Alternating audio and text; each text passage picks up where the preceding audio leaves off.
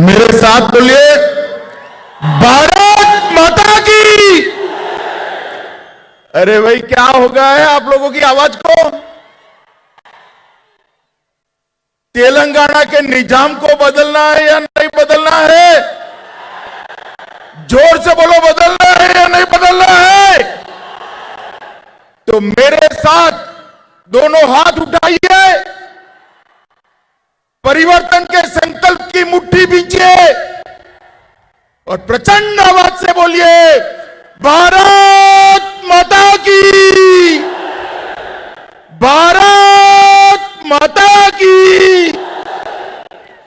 मंच पर उपस्थित भारतीय जनता पार्टी के प्रदेश अध्यक्ष श्रीमान बंडी संजय कुमार जी,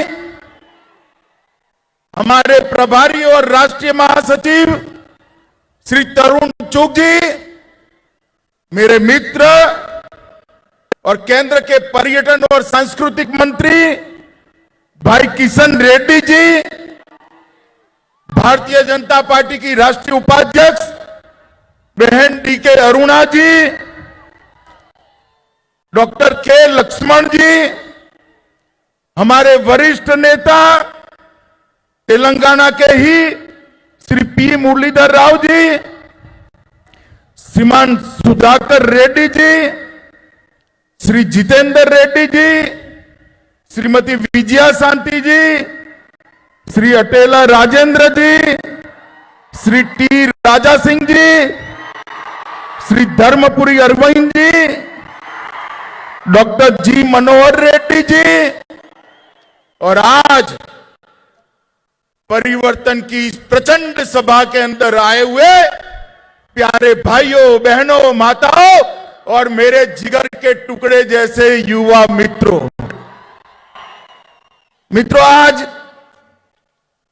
मैं कई दिनों से हमारी यात्रा को फॉलो कर रहा हूं। मैंने अभी बंडी संजय कुमार जी का भाषण सुना, मुझे लगा कि मुझे आने की कोई जरूरत नहीं है, केसीआर को हटाने के लिए संजय कुमार अकेला काफी है। भाइयों बहनों, ये यात्रा एक पार्टी को निकाल कर दूसरी पार्टी को बिठाने की यात्रा नहीं है। ये यात्रा किसी को मुख्यमंत्री बनाने की यात्रा नहीं है।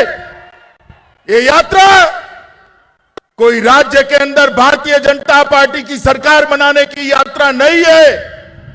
ये जो यात्रा है, ये तेलंगाना के दलित, आदिवासी, पिछड़ा वर्ग के लोग, किसान, महिला और युवा के कल्याण की यात्रा है। ये यात्रा हैदराबाद के निजाम को बदलने की यात्रा है। आप समझ रहे हैं ना मैं क्या कह रहा हूं? तेलंगाना में निजाम बदलना है या नहीं बदलना है? जोर से बोलिए, बदलना है या नहीं बदलना है? ये यात्रा उनको श्रद्धांजलि की यात्रा है जिन्होंने रजाकारों से अपने तेलंगाना राष्ट्र को मुक्त कराकर भारत मां के आंचल में लाने का काम किया था। ये यात्रा उनके खिलाफ है जो आज भी रजाकारों के प्रतिनिधि की गोदी में बैठे हैं, उनके खिलाफ। ये यात्रा उस मानसिकता के खिलाफ है जो परिवारवाद को चलाती है। मेरे बाद मेरा बेटा, बेटा न बने तो बेटी, ये बात लोकतंत्र के अंदर जो प्रस्तापित करना चाहते हैं, इसके खिलाफ है ये यात्रा। ये यात्रा अरबों खरबों का भ्रष्टाचार करने वाली टीआरएस पार्टी को उखाड़ कर फेंकने की यात्रा है। ये यात्रा दलितों और आदिवासियों के साथ वादा खिलाफी करने वाली टीआरएस पार्टी को उखाड़ फेंकने की यात्रा है। और ये यात्रा तेलंगाना विमोचना दिन को मनाने का वादा कर मजलिस के डर से डर जाने वाले मुख्यमंत्री चंद्रशेखर राव को उखाड़कर फेंकने की ये यात्रा है।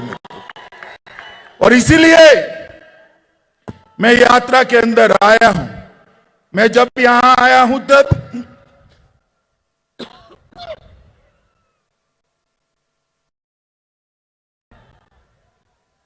पूरे देश की ओर से, पूरे तेलंगाना राष्ट्र की ओर से हमारे प्रथम गृह मंत्री सरदार वल्लभ भाई पटेल को प्रणाम कर श्रद्धांजलि देना चाहता हूं, जिनके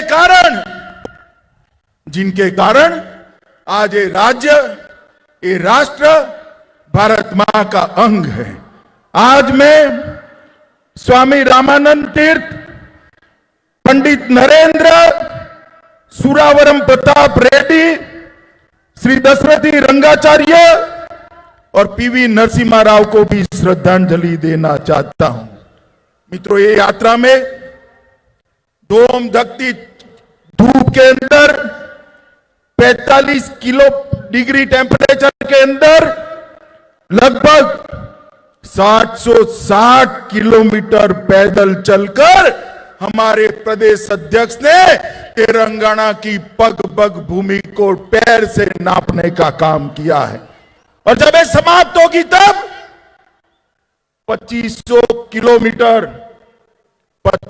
किलोमीटर की पैदल यात्रा समाप्त होगी। मित्रों, आज हमने इस प्रजा संग्राम यात्रा में भाग लेने के लिए एक मिस कॉल सबको देना है। मैं जोर से बोलता हूं, सभी लोग अपना मोबाइल निकालो, जरा मोबाइल निकालिए जिनके पास मोबाइल है। अरे यार निकालो, हाथ ऊपर करो जरा। निकाला सबने? मैं नंबर बोलूं? पक्का 2 बार बोलूंगा। 6 3 5 9 1 1 9 1 1 9। अब दबाइए बटन। हो गया मिस कॉल। बंडी संजय कुमार को आपका समर्थन मिला है मित्रों। और ये लाखों जो मिस कॉल मिलते हैं वो हमारा हौसला बढ़ाते हैं। 2019 के चुनाव में तेलंगाना की जनता ने भारतीय जनता पार्टी को 4 सीट दी। 2 सीट हम बहुत नजदीकी मार्जिन से हारे हैं, मगर उसके बाद हैदराबाद नगर निगम का चुनाव हुआ हो, चाहे 2 उपचुनाव हुए हो, हर जगह पे आपने भारतीय जनता पार्टी को विजयी बनाने का काम किया है। मित्रों, आज मैं तेलंगाना की जनता को याद कराने आया हूं। यही चंद्रशेखर राव तेलंगाना की रचना के वक्त उन्होंने वादा किया था, निल्लू निधुलू नियमकालू। कुछ पूरा हुआ है क्या? अरे भाई जोर से बोलो, कुछ पूरा हुआ है क्या? कुछ पूरा हुआ है क्या? मैं आज आपको कहकर जाता हूं, मोदी जी के नेतृत्व में भारतीय जनता पार्टी की सरकार बनाइए। निल्लू निधुलू और नियमकालू का वादा हम पूरा करेंगे। भारतीय जनता पार्टी की जल भी मिलेगा, पर्याप्त बजट भी मिलेगा और रोजगार भी युवाओं को मिलेगा। युवाओं ताली बजाइए जोर से। युवाओं को रोजगार केवल और केवल भारतीय जनता पार्टी दे सकती है। मित्रों, आज मैं याद कराने आया हूं, चंद्रशेखर राव जी, आप सचिवालय में, सेक्रेटरिएट में तो जाते नहीं है। युवाओं, इनको किसी तांत्रिक ने कहा है अगर सेक्रेटरिएट में गए तो सरकार चली जाएगी। ओ चंद्रशेखर राव जी, कान खोलकर सुन लो, सरकार जाने के लिए कोई तांत्रिक की जरूरत नहीं है। मेरा तेलंगाना का युवा आपकी सरकार को उखाड़ कर फेंक देने वाला है, क्योंकि आपने वादा किया था हर बेरोजगार को बेरोजगारी का भत्ता दिया जाएगा। युवाओं, मिला है भत्ता? जरा बताइए, मिला है भाई? आपने कहा था किसानों का कर्ज 1 लाख रुपए तक माफ करेंगे, कोई किसानों का कर्ज माफ नहीं हुआ। और सुपर स्पेशलिटी अस्पताल बनाना था, कुछ नहीं बना है। आपने वादा किया था 2 बेडरूम का हाउस देंगे। अरे 2 बेडरूम छोड़ो, प्रधानमंत्री हाउसिंग योजना को भी आप जमीन पर नहीं। आपने कहा था दलित भाइयों के लिए 50,000 करोड़ का बजट देंगे। चंद्रशेखर राव जी, कहां है वो बजट? आज मेरे तेलंगाना के दलित भाई आपके वादे के लिए पूछ रहे हैं। हर एससी, हर एसटी को 3 एकड़ भूमि देनी थी। 3 एकड़ क्या, 30 सेंटीमीटर भूमि भी आपने नहीं दी है। आपका वादा आज आपको याद कराने के लिए मैं आया हूं। बीसी कल्याण के लिए, पिछड़ा वर्ग बैकवर्ड क्लास के लिए हर साल 1,000 करोड़ देना था। जरा 100 करोड़ भी दिया हो तो आप हिसाब किताब कल की प्रेस कॉन्फ्रेंस में करिएगा। शिक्षकों की भर्ती, प्राध्यापकों की भर्ती आप शायद भूल ही गए हैं। हैदराबाद में 4 सुपर स्पेशलिटी अस्पताल बनाना था, वो भी नहीं बने। उल्टा उस्मानिया और गांधी अस्पताल की हालत आपने खस्ता हालत कर दी। आपने कहा था 73वें संशोधन को लागू कर पंच सरपंच को अधिकार देंगे, मगर आपको लगता है कि पंच सरपंच का मतलब बेटा और बेटी होता है। आपने आपके बेटे और बेटी को अधिकार दिया, पंच सरपंच अधिकार देने से आप भूल गए हैं। मित्रों, इस तरह से वो एक भी वादा पूरा नहीं कर पाए। मैंने मेरे जीवन में 13 साल का था तब से सार्वजनिक जीवन में हूं, 57 साल हो गए। मेरे जीवन में इतनी निकम्मी और भ्रष्टाचारी सरकार मैंने मेरे जीवन में नहीं देखी है। मित्रों, ये निकम्मी और भ्रष्टाचारी सरकार है। तेलंगाना का युवा आगे आए, भारतीय जनता पार्टी के साथ जुड़े और उखाड़ कर फेंक दो इस सरकार को, तब जाकर आगे किसी को भी मालूम पड़ेगा वादा खिलाफी नहीं कर सकते। मित्रों, लोगों का ध्यान भटकाने के लिए सरकार बॉइल्ड चावल नहीं खरीदती है। चंद्रशेखर राव जी, पूरी दुनिया को आप उल्टा पुल्टा समझा लोगे क्या?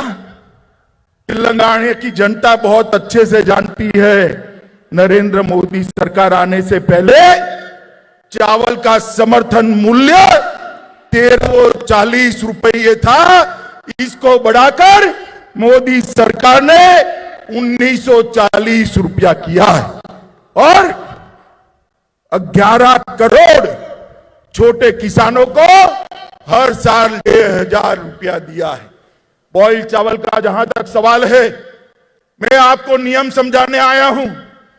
आप भारत सरकार को दोषी मत बनाइए। चाहे बाजरा हो, जुवार हो, का हो, रागी हो, गेहूं और चावल के अलावे जितने पेरिफेरल क्रॉप है वो राज्य सरकारें खरीदती। बॉइल्ड चावल को खरीदने की जिम्मेदारी भी आपकी है और आपको से नहीं बनता है। इस्तीफा दे दीजिए। भारतीय जनता पार्टी की सरकार बनेगी तब 1-1 किलो बॉइल्ड चावल हम किसानों का हमारी राज्य सरकार खरीदेगी। आप खरीदना नहीं चाहते हो और आरोप मोदी जी पर डालते हो। मोदी जी ने अनेक काम तेलंगाना के लिए किए हैं। मित्रों, ये सरकार मोदी जी की योजनाओं के नाम बदलने के अलावे कुछ नहीं कर दी। मोदी जी ने समग्र शिक्षा अभियान करा, उन्होंने वही योजना को मोदी जी के ही पैसे से मना उरू मना बड़ी कर आज उसका चेहरा बदलकर अपना फोटो चिपकाकर, अपने बेटे का फोटो चिपकाकर तेलंगाना के लोगों के सामने रखा है। क्या तेलंगाना के लोग नहीं जानते? वो जानते हैं ये पैसा नरेंद्र मोदी जी ने भेजा है। 18,000 करोड़ रुपया नरेंद्र मोदी सरकार ने मनरेगा के लिए भेजा। आपने उसको हरित कार्यक्रम का नाम देकर आपकी और आपके बेटे की फोटो चिपका दी। तेलंगाना की जनता नहीं जानती है ये हरित कार्यक्रम आपका नहीं है, ये हरित कार्यक्रम हमारे नेता और देश के प्रधानमंत्री नरेंद्र मोदी का है। मित्रों, प्रधानमंत्री आवास योजना उसका भी नाम बदला, नाम बदलकर मकान तो दे दे, मकान भी नहीं दे पाए। मित्रों, आज मैं एक बात बड़ी संवेदनशीलता के साथ कहने आया।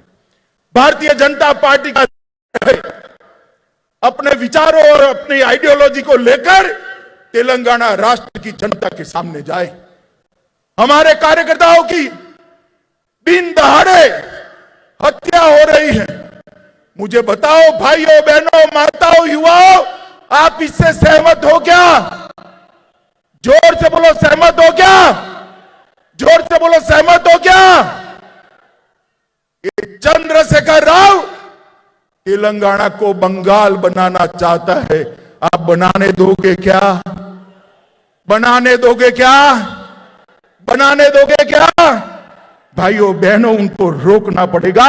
मैं आज भारतीय जनता पार्टी के सब कार्यकर्ता के कंधे पर हाथ रखकर कहता हूं, यहां बोलकर जाता हूं, साई गणेश को जो आत्महत्या करनी पड़ी है, हम सुनिश्चित करेंगे कि साई गणेश के हत्यारों को सजा दिलाई जाए, जेल के सलाखों के पीछे डाल दिया जाए। कब तक बचोगे? कितने साल बचोगे? एक दिन तो चुनाव के मैदान में आना ही है।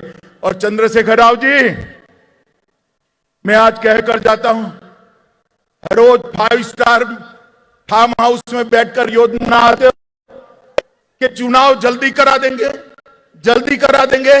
अरे जल्दी क्या, कल करा दो। भारतीय जनता पार्टी तैयार बैठी।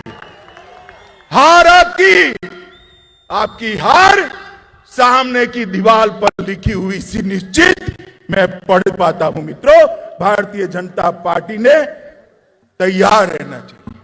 मित्रों, आप मुझे बताओ, मोदी जी ने कश्मीर से धारा 370 हटाई, अच्छा किया या बुरा किया? अरे जोर से बोलो, उसको सुनाई पड़े ऐसे। ये मजलिस वालों के डर से चंद्रशेखर राव धारा 370 हटाने का विरोध करती थी। करना चाहिए क्या? करना चाहिए क्या? अरे हम मजलिस से भी नहीं डरते और आपसे भी नहीं डरते चंद्रशेखर राव।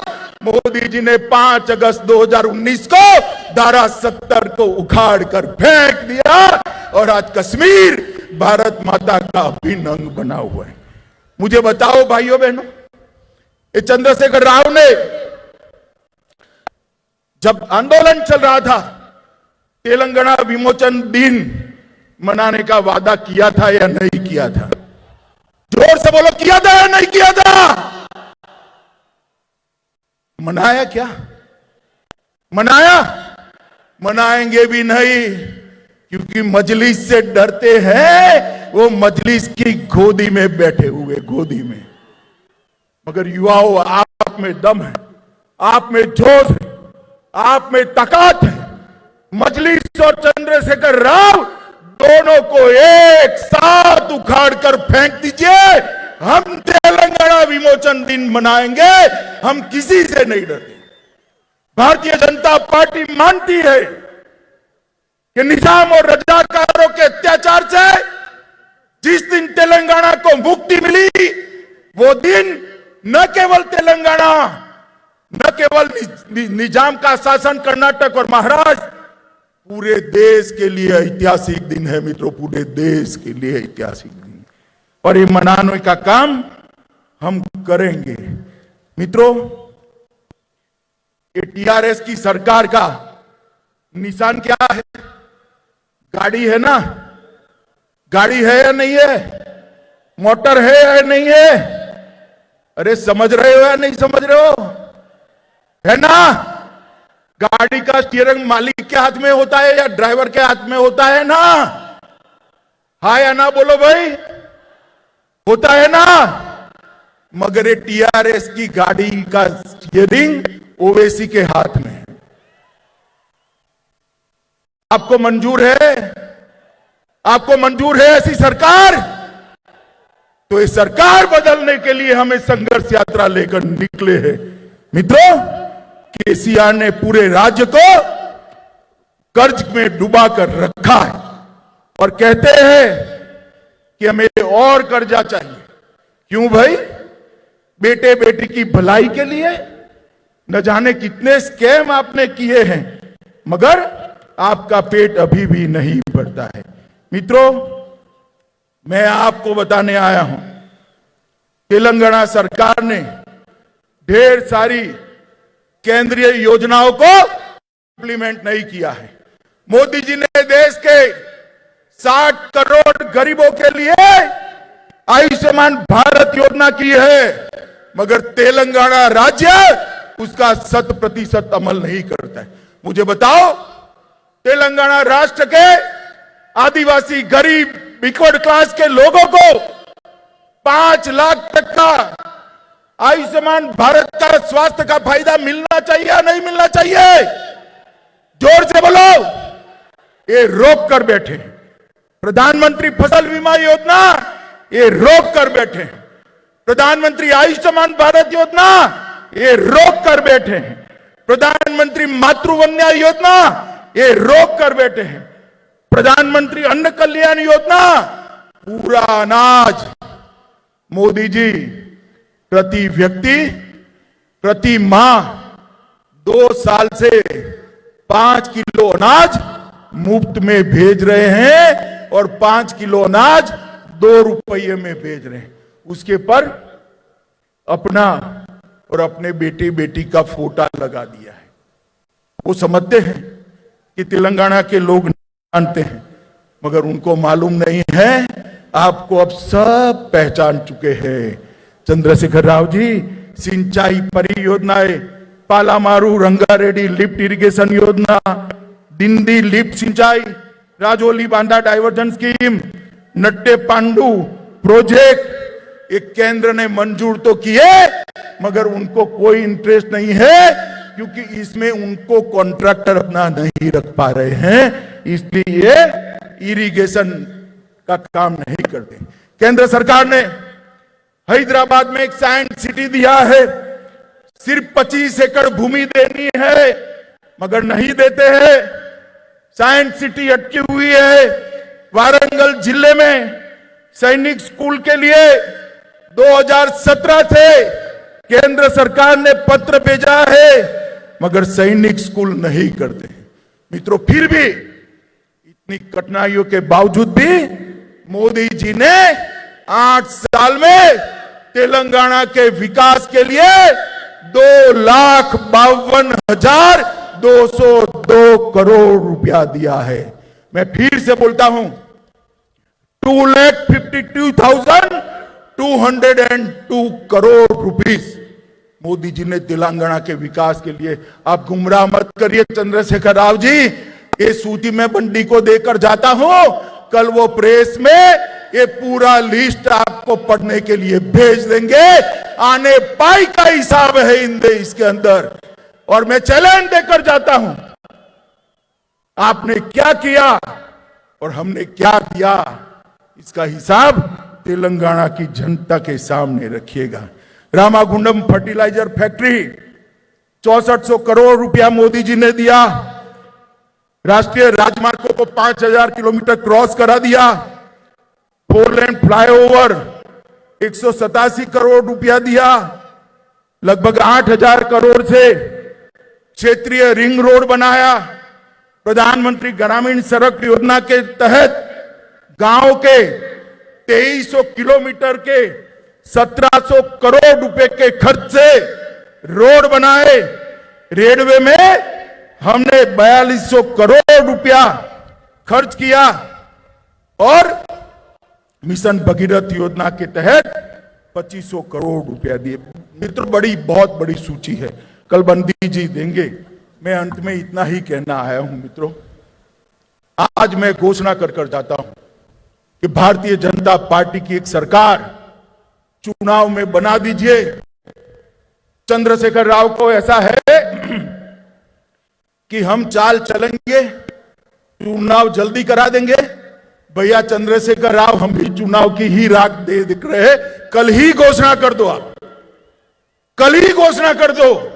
ये निश्चित है भारतीय जनता पार्टी की सरकार बनेगी और भारतीय जनता पार्टी की सरकार बनने के बाद 1-1 किलो बॉइल राइस हम परचेज भी करेंगे और किसानों को मदद भी करेंगे। इसके साथ साथ जो धर्म के आधार पर माइनॉरिटी का रिजर्वेशन करा है, जिसके कारण एससी, एसटी और ओबीसी के रिजर्वेशन में कटौती आपने की है, हम माइनॉरिटी के रिजर्वेशन को समाप्त कर एससी, एसटी और ओबीसी के रिजर्वेशन को बढ़ा देंगे। माताओं, भाइयों और बहनों, परिवारवादी सरकार, ये भ्रष्टाचारी सरकार, तंत्र मंत्र के आधार पर चलने वाली सरकार तेलंगाना का भला नहीं कर सकती। नरेंद्र मोदी जी, जिन्होंने पूरे देश के अंदर विकास की एक लहर फैलाई है, 8 साल के अंदर भारत का डंका पूरे विश्व के अंदर बजाने का काम हमारे नरेंद्र मोदी जी ने किया है, जिन्होंने भारत किया है, कोरोना के खिलाफ सफल लड़ाई लड़ी है, करोड़ों करोड़ों लोगों का टीकाकरण करा है, स्टार्टअप की शुरुआत की है, किसान, दलित और आदिवासियों के लिए, युवाओं के लिए ढेर सारे कार्यक्रम ले आए हैं। मोदी जी के नेतृत्व में यहां डबल डेकर सरकार बनानी है मित्रों। डबल डेकर सरकार समझ रहे हो ना? एक सरकार तो आपने बनाई है मोदी जी की, दूसरी बनाई है तेलंगाना में भारतीय जनता पार्टी की।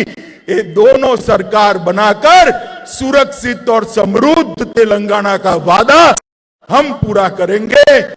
तीसरे चरण जब यात्रा का शुरू हो, तब इससे भी 2 गुना बड़ी संख्या में हमारे प्रदेश अध्यक्ष का आप समर्थन करिए।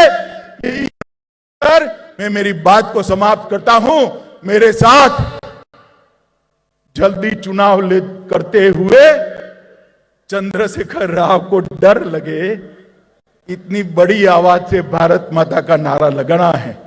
मेरे साथ दोनों हाथ खड़े करिए, अंत तक सभी लोग खड़े करें, दोनों हाथ उठाइए, परिवर्तन के संकल्प की मुट्ठी बींचे और प्रचंड आवाज से बोलिए, भारत माता की, भारत माता की, भारत माता की, वंदे वंदे वंदे।